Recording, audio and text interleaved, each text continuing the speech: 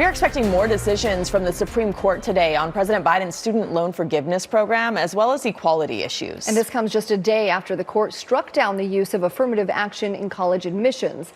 This morning, we're looking deeper into that ruling. KCAL News reporter Jared Hill has the latest from New York. Jared.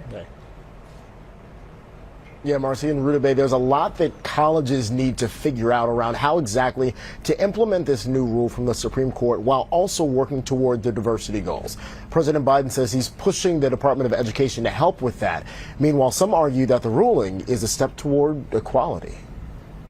We won't go back. We won't go back. Dueling protests outside the Supreme Court Thursday.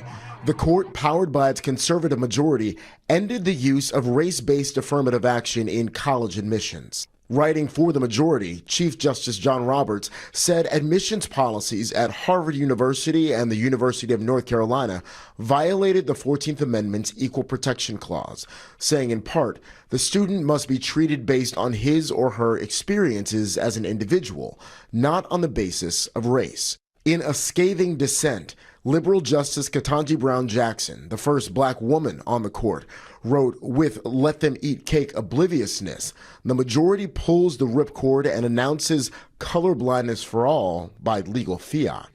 The cases were brought by conservative activist Edward Bloom's Students for Fair Admissions, arguing the schools discriminated against white and Asian applicants. President Biden slammed the ruling. This is not a normal court.